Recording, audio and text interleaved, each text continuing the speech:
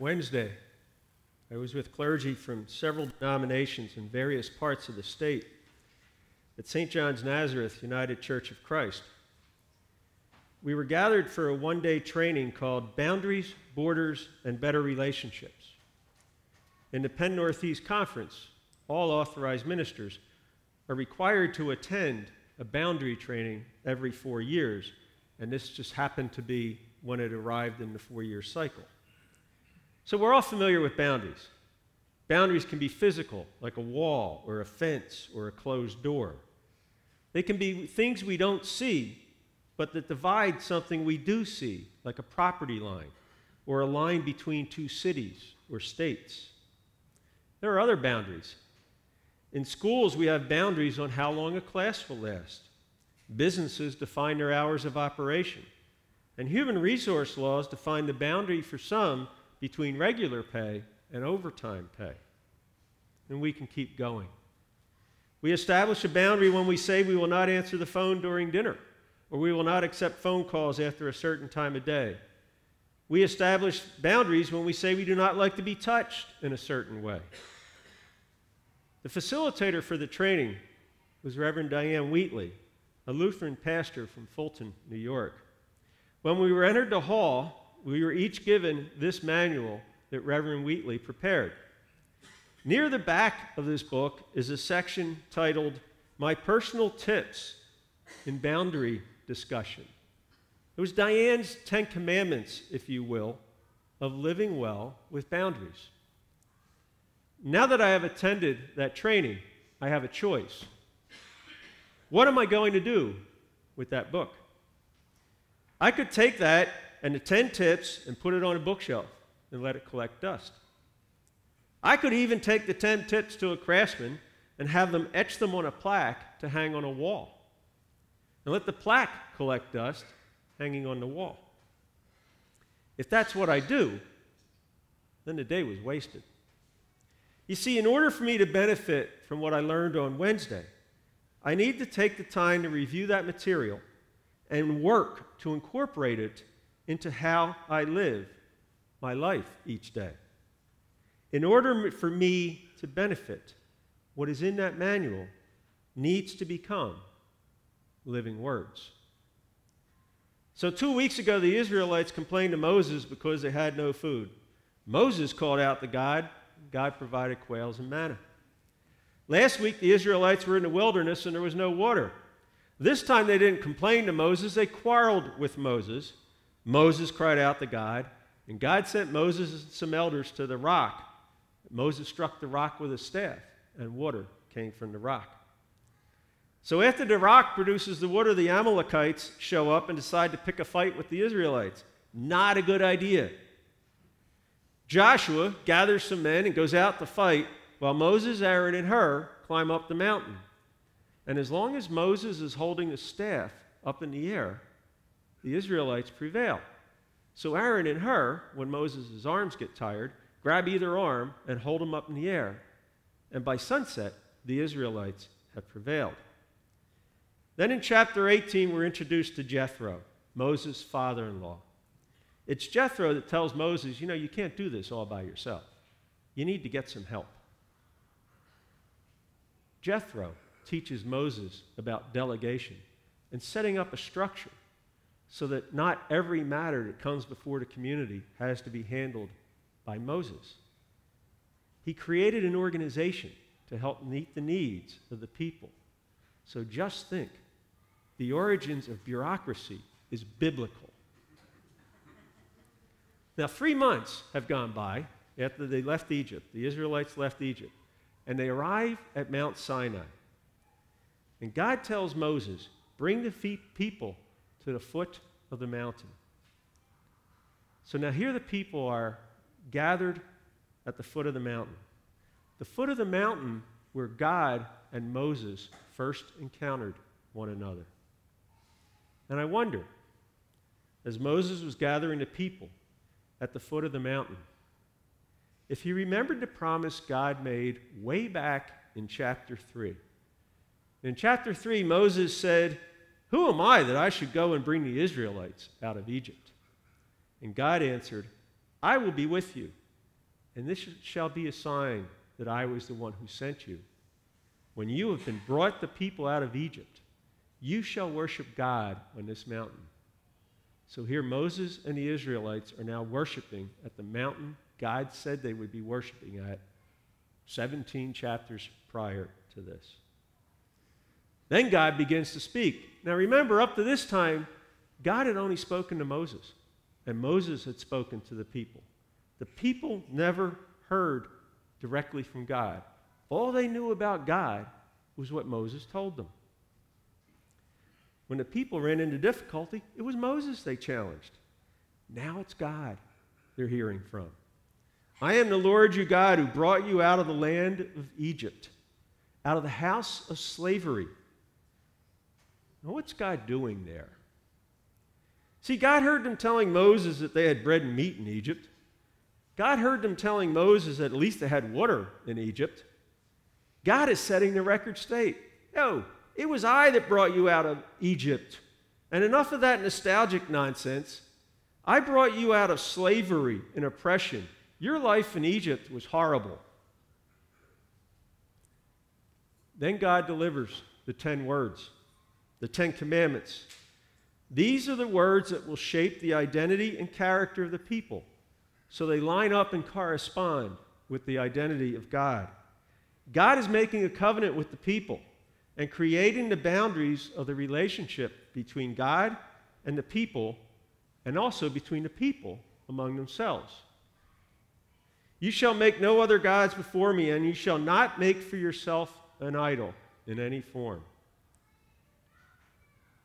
So reading the commentaries and reflecting on that text, I started wondering what idols we may place before God. What is it that we took hold of that we put ahead of God or replaced God? I started thinking back through my life, and something stood out. The ladder. Not just any ladder, but the corporate ladder. See, I had my heart set on climbing that ladder, getting the next promotion, keeping an eye out for the better job a step or two higher up that ladder. And now here's the interesting thing. I was in church every week. In fact, I was an active member of our church, usually there a few times a month for meetings or other activities. So was I worshiping God? I think so. But the ladder was in front of God. Yes, I was worshiping God, but I was also doing something else. I was developing relationships that I expected would help me climb up that ladder. And my hunch is, at that particular time, I was not the only one doing that. And it was interesting, when we lived in Bethlehem, we heard the tales about how things were when the local industries were all thriving. If you wanted to get ahead at Company X, you needed to belong to Church Y. And I wonder if some of the people who followed that rule were like me and let the corporate ladder become the idol placed before God, even though we were in church every week. But I wonder if it goes beyond me as an individual. I wonder if we as a nation have made an idol and placed it before God. Well, Pastor Matthew Krebin of Newtown Congregational Church in Newtown, Connecticut, believes we have. What I tell people for us as Christians, this really isn't a Second Amendment issue. This is a Second Commandment crisis. And it's a Second Commandment crisis because we're told we're not supposed to worship false idols. And in America, over the last 20 or 30 years, we've created an idol of the gun. In the United Church of Christ, we have this great history and tradition of where we've challenged the status quo, where we've said sometimes the things that we accept as normal, aren't acceptable. How we treat certain people because of the color of their skin or their sexual orientation. We've said, as Christians, we understand that God calls us to take a look at who we are and what we're about. And so I think in gun violence, the status quo for gun violence just isn't acceptable.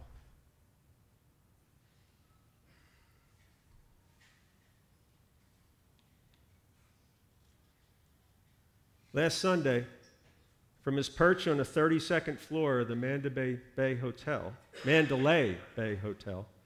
Stephen Paddock opened fire on thousands of people attending a concert in Las Vegas. By the time he was finished, 59 people, including himself, were dead, and 489 were wounded. He did it because the prophets of the idol have convinced us that Paddock's right to own a weapon of mass destruction like that, and those are the words of Clark County District Attorney Steve Wilson, take priority over life. This is one of the 12 semi-automatic weapons that Paddock had in his hotel room. 12 weapons whose only purpose is to kill someone. But they were not semi-automatic anymore because he was legally able to buy something called a bump stock, which converted that semi-automatic weapon to a fully automatic weapon. Those 12 weapons were also only a fraction of the 49 that Paddock owned. And it's interesting that in the days after the shooting, as rumblings of banning the sale of bump stocks appeared, the followers of the idol were buying up all the bump stocks they could find. The massacre in Las Vegas has been dominating the headlines all week. So much so that we did not hear that on the same day, 3 people were killed and 2 wounded in a shooting in Lawrence, Kansas. And you may not know that there have been 4 more mass shootings, an incident of 4 or more victims, since the Las Vegas shootings. Now, some of the prophets of the idol tell us that now is not the appropriate time to demand action to stop this senseless violence. Well, my question is, when is the right time?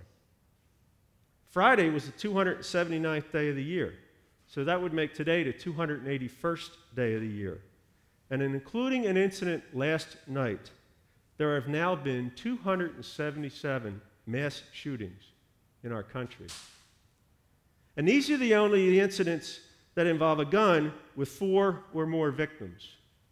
So it does not include the gunshot wound victim I encountered recently at the hospital, or the 2 men killed in Allentown on Tuesday night. Did you know that our gun homicide rate is 25 times greater than the average rate of other developed countries? So friends, if there is a mass shooting every day, now is the appropriate time for action. So what do we do? The second group of the 10 words deals with our relationship to one another. Jesus summed them up by saying, love your neighbor as yourself. So how do we love the victims of the massacre in Las Vegas and all the victims of gun violence? Pastor Matthew Krebin tells us to pray. And he says, if words do not come, pray with sighs too deep for human words.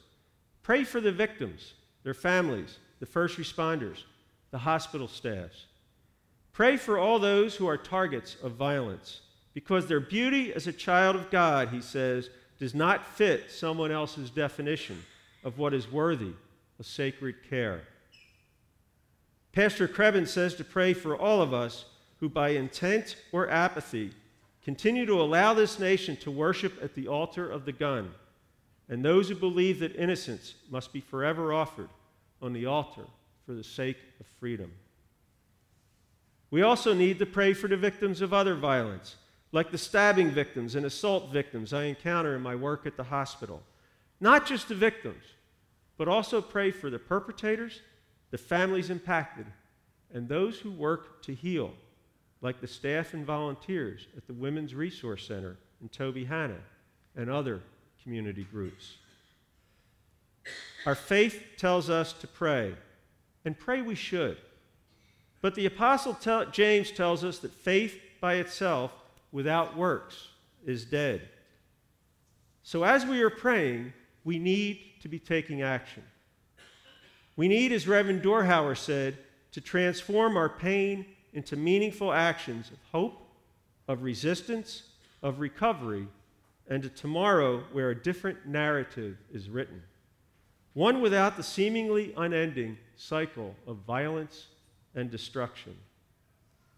We need to take action to take the idol away from the face of God. We need to tell our representatives that the status quo is not acceptable. I've contacted our representatives, and this afternoon, Debbie and I will be in Allentown participating in a vigil for Vegas, united for a common sense end to gun violence. Sadly, it's not the first time we have participated in this type of event, and we will keep being visible until the idol is removed from the face of God, because, friends, the Ten Commandments are living words. Amen.